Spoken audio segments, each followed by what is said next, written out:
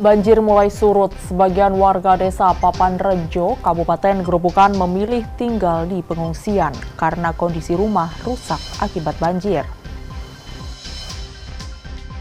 Mengunjungi desa wisata Tinalah, Wamenpar, Niluh Puspa, berkesempatan mencicipi wingko dan membuat anyaman topi. Nikmatnya sambal tumpang khas Sragen, kuliner unik dengan bahan utama tempe semangit.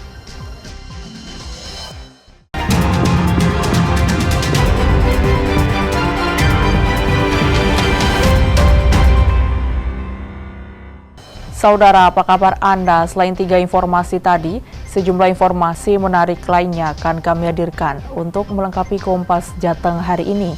Selama 30 menit ke depan, Kompas Jateng menyajikan informasi independen dan terpercaya seputar Semarang, Jawa Tengah, dan Yogyakarta bersama saya, Novelia Hasanah.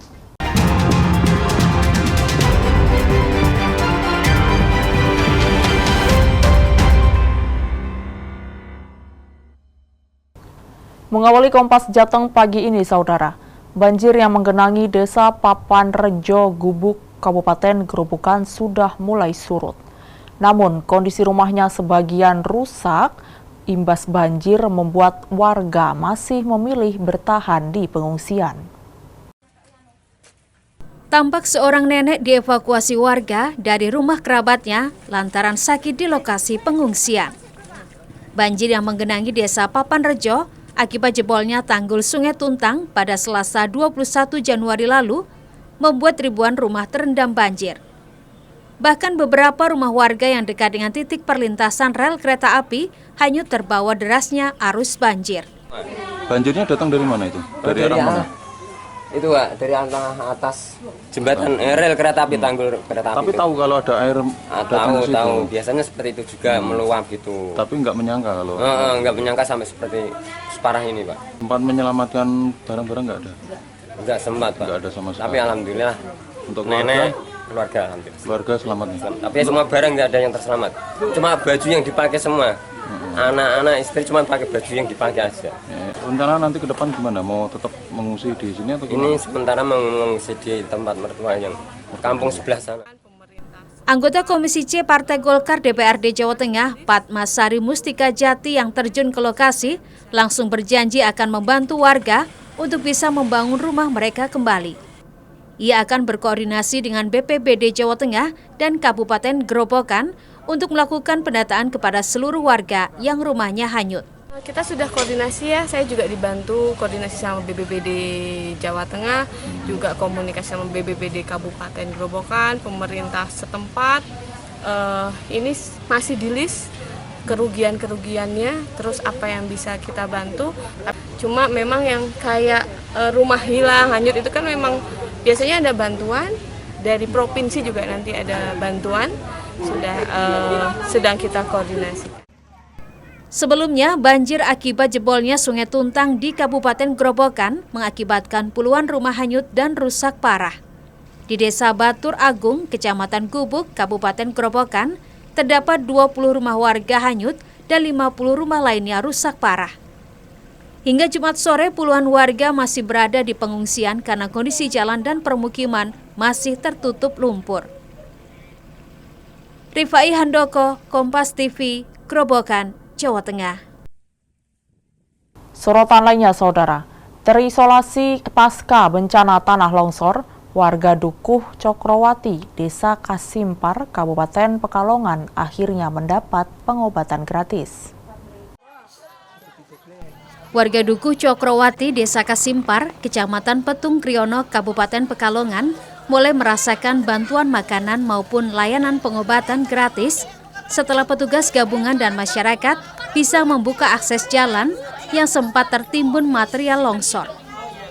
Pasalnya sejak terjadi bencana, warga belum bisa mendapat bantuan bahan makanan maupun layanan pengobatan.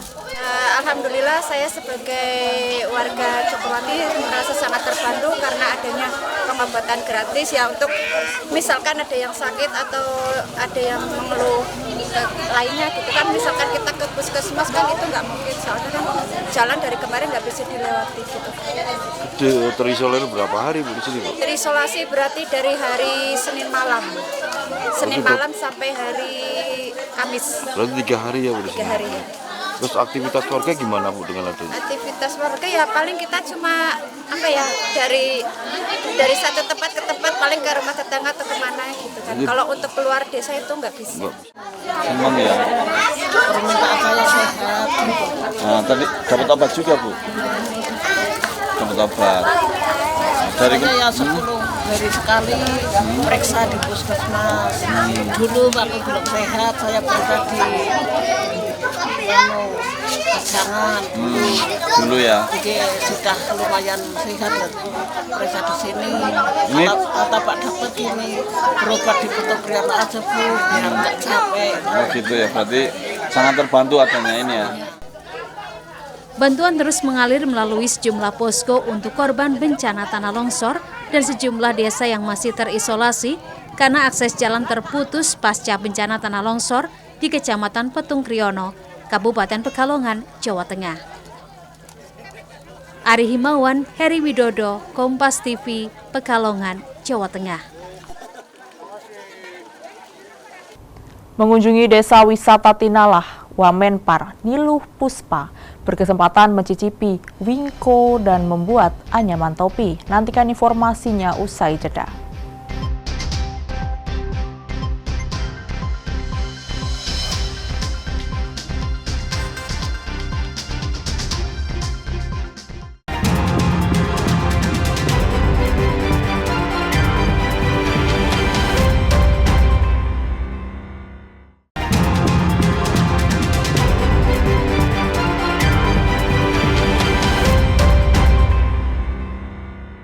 Masih di Kompas Jateng bersama saya, Novelia Hasanah. Pakar hukum pidana dari Universitas di Kota Semarang memperkenalkan konsep activity on glasses sebagai suatu sistem yang mampu mencegah tindak pidana korupsi yang efektif.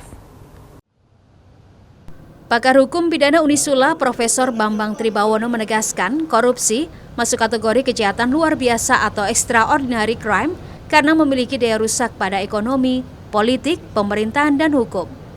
Dengan sistem activity on glasses, pengawasan menyeluruh terhadap perilaku pegawai negeri sipil, ASN, dan penyelenggara negara bisa terpantau secara intensif dan masif dalam kehidupan sehari-hari melalui teknologi digital oleh lembaga pengawas yang kemudian diinformasikan kepada masyarakat.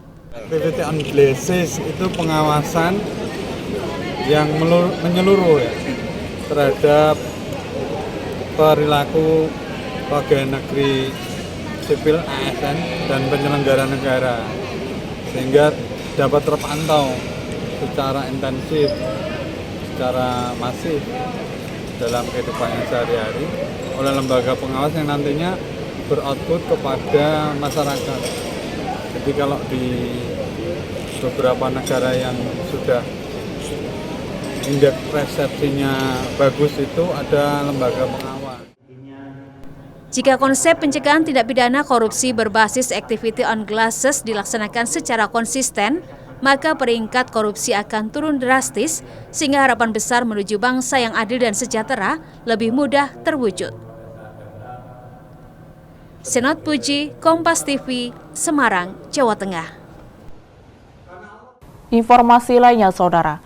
Wakil Menteri Pariwisata Niluh Puspa melakukan kunjungan ke Desa Wisata Tinalah di Kabupaten Kulon Progo, Yogyakarta.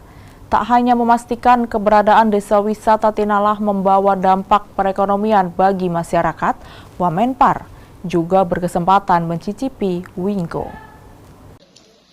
Didampingi sejumlah pejabat Kementerian Pariwisata, Direktur BPOB, dan Kepala Dinas Pariwisata Kulon Progo, Wakil Menteri Pariwisata Niluh Puspa tiba di Desa Wisata Tinalah, Purwoharjo, Samigaluh, Kulon Progo, Yogyakarta pada Jumat siang. Selain meninjau fasilitas yang ada di desa wisata yang sempat masuk Anugerah Desa Wisata Indonesia 2021 silam, Niluh Puspa juga berkesempatan melihat langsung proses pembuatan wingko dan mencicipinya. Ia juga sempat mencoba melukis batu atau rock painting sebagai salah satu atraksi wisata di Desa Wisata Tinalah. Wamenpar juga berkesempatan membuat anyaman topi dari pelepah daun kelapa didampingi langsung perajin. Kunjungan Wamenpar Niluh Puspa ini dilakukan guna memastikan keberadaan Desa Wisata Tinalah berdampak langsung pada perekonomian masyarakat. Meski terdapat beberapa sisi yang masih harus dikembangkan untuk mewujudkan desa wisata berkualitas dan berkelanjutan.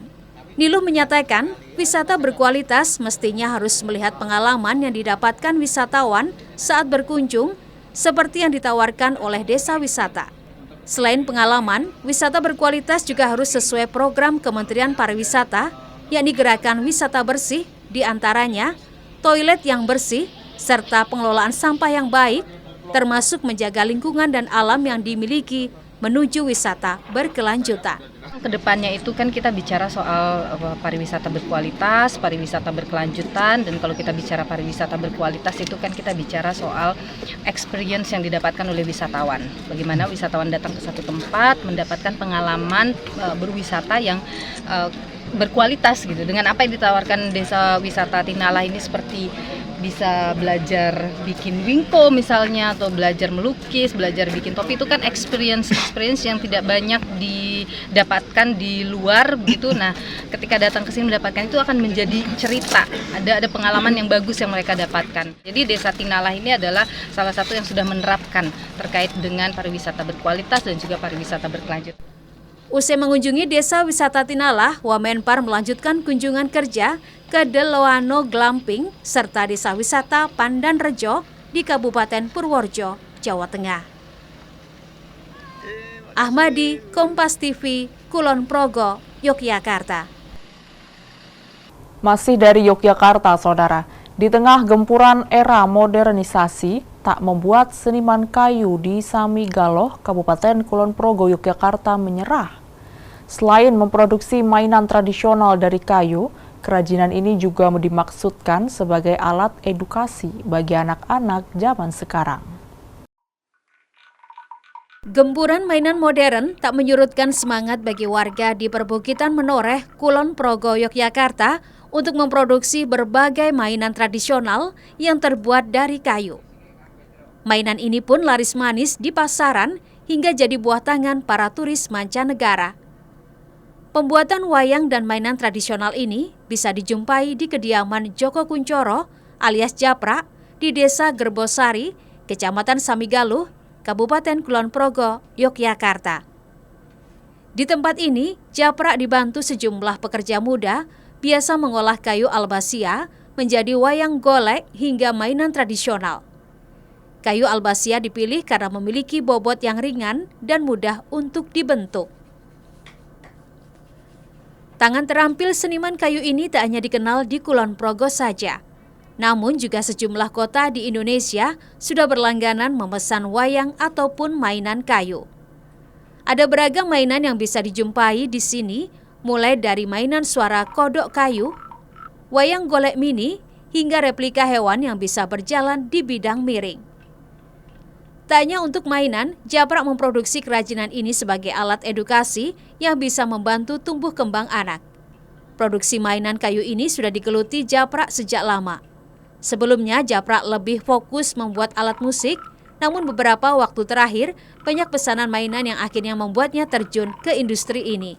Kebutuhan edukasi, jadi mengenalkan mainan, agar anak-anak itu lebih mencintai budaya kearifan lokal.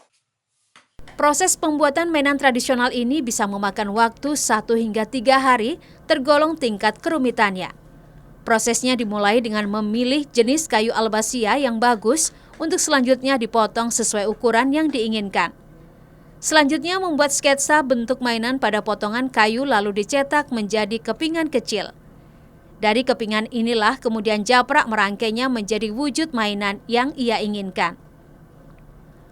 Meski belum merambah pasar ekspor, karyanya sudah dipasarkan ke seluruh Indonesia.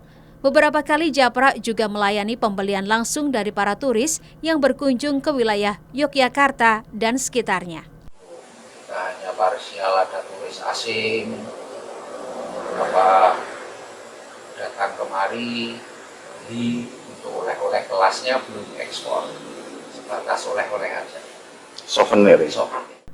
Harga karyanya ini dijual bervariatif. Untuk jenis wayang golek dihargai mulai dari 50.000 hingga jutaan rupiah.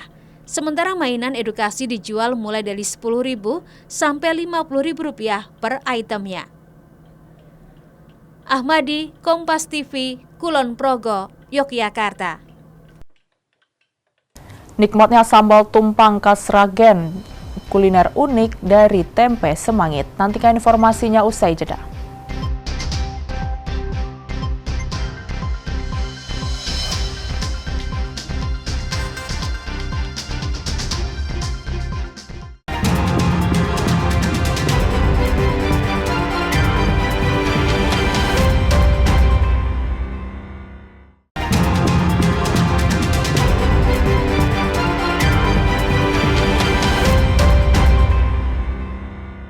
Terima kasih Anda masih di Kompas Jateng bersama saya, Novelia Hasanah.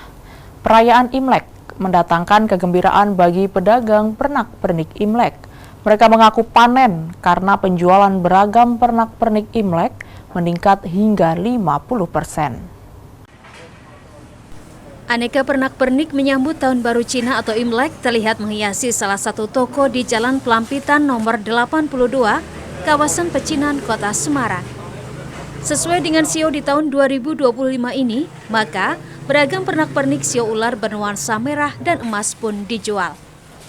Seperti lampion, gantungan atau hiasan dinding, angpau, hingga patung dewa-dewi, hiyo dan hiasan pohon sakura. Harga yang ditawarkan mulai dari 3.000 hingga jutaan rupiah. Dan kebutuhan perayaan Imlek yang paling laris dibeli adalah angpau. Di amplop untuk Imlek. Tadi beli berapa banyak? Oh, 1 paket aja kok, 1 bungkus. Ini tadi untuk kebutuhan apa ini kok? Untuk diberikan ke cucu. Kalau untuk tahun ini ada peningkatan nggak Cik untuk Imlek tahun daripada tahun sebelumnya? Ya kurang lebih 40 sampai 50%. Kalau terus yang paling laku biasanya apa Cik di tahun ini Cik? Angpau. Banyak angpau ya. Kalau angpau dari rentang harga berapa Cik? Harga 3.000 isi 10 tapi bukan sio-sio. Kalau yang sio harga 5.000 sampai 25.000. Pembeli yang datang berbelanja kebutuhan perayaan Imlek tak hanya untuk kebutuhan pribadi saja, namun juga untuk kebutuhan hiasan rumah, hiasan kantor, hingga hiasan kelenteng. Diprediksi, peningkatan penjualan pernak-pernik Imlek 2025 ini masih akan berlanjut hingga perayaan Cap Gomeh atau hingga pertengahan bulan Februari 2025 nanti. Cinawi Rana Putri, Kompas TV, Semarang, Jawa Tengah.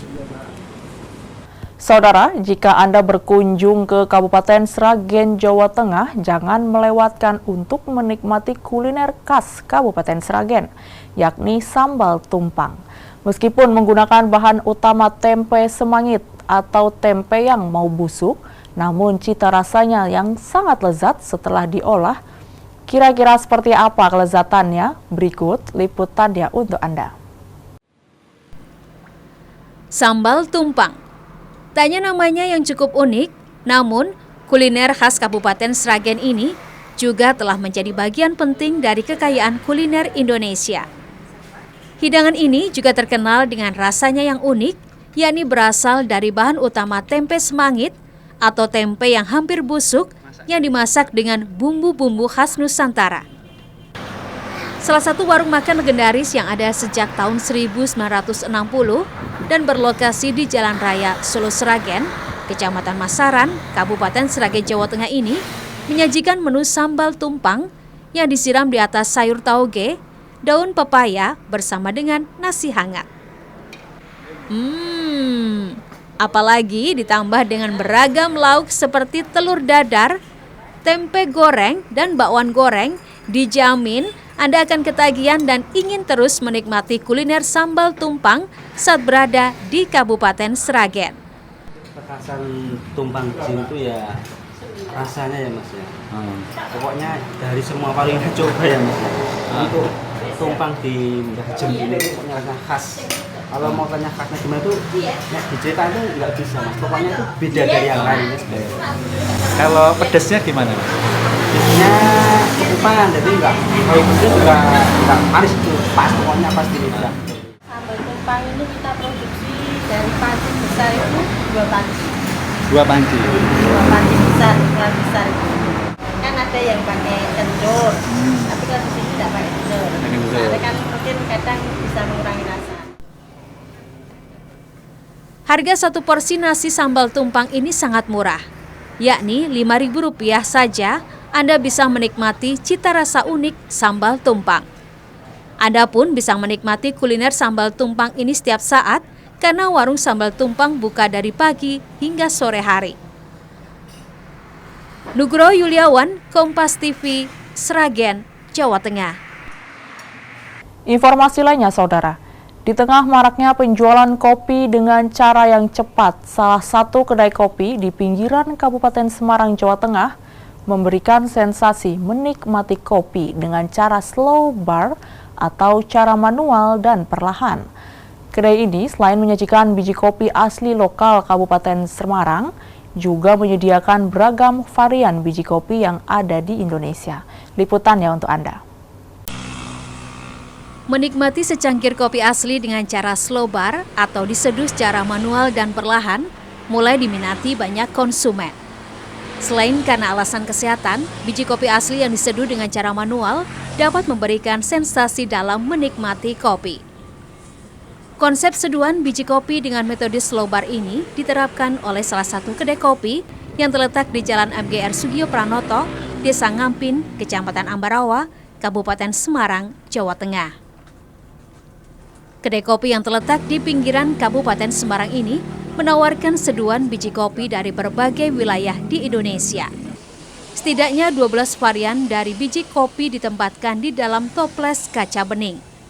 Pengunjung dapat memilih biji kopi mana yang ingin diseduh. Salah satu biji kopi yang menjadi andalan dari kedai kopi ini adalah biji kopi Robusta Santan dan Arabica Gedong Songo yang merupakan produk biji kopi lokal asli Kabupaten Semarang. Robustanya Robusta Santan, Arabicanya Gedong Songo, ada yang specialty. Yang specialty itu kita petik yang full matang di pohon, yang benar-benar matang dan 100%. Basicnya jual bahan, Mbak. Kenapa jual bahan? Biar sama bisa edukasi sama orang-orang, biar orang-orang itu bisa ngopi yang sehat. Dan alhamdulillah mereka sangat respect sekali dengan kopi asli seperti ini. Kedai kopi yang dibuka sejak tahun 2019 ini awalnya untuk memberikan edukasi kepada masyarakat sekitar Desa Ngampin mengenai cara mengkonsumsi kopi yang sehat, sekaligus memperkenalkan biji kopi lokal kepada pengunjung. Seiring waktu berjalan, kedai kopi ini menjadi viral di sosial media dan dikunjungi oleh penikmat kopi dari berbagai kalangan dan daerah. Sosial media, langsung FYP kan waktu itu, terus habis itu teman-teman juga udah pada cobain, teman-teman kerja, teman-teman main, pada cobain, terus mereka responnya enak, cobain aja. Mereka kan kebetulan juga suka ngopi, makanya yaudah aku langsung cobain sih. Itu tempatnya sih lebih menarik perhatian karena banyak jenis kopi, habis itu bisa memilih kopinya. Mungkin kalau tempatnya lebih gede dikit, lebih nyaman dikit, mungkin makin banyak yang datang ke sini. Selain rasa seduhan kopinya yang nikmat, harga yang ditawarkan juga terbilang murah meriah. Untuk secangkir kopi dengan metode seduh tubruk dimulai dari harga Rp8.000 saja. Tak hanya menikmati secangkir kopi, pengunjung juga bisa membeli biji kopi untuk dibawa pulang. Jinawi Rana Putri, Kompas TV, Kabupaten Semarang, Jawa Tengah. Informasi tadi sekaligus mengakhiri Kompas Jateng hari ini. Saya Novelia Hasanah, mewakili kerabat kerja yang bertugas mengucapkan terima kasih atas perhatian Anda. Selamat mengikuti acara kami selanjutnya di Kompas TV Independen Terpercaya. Sampai jumpa.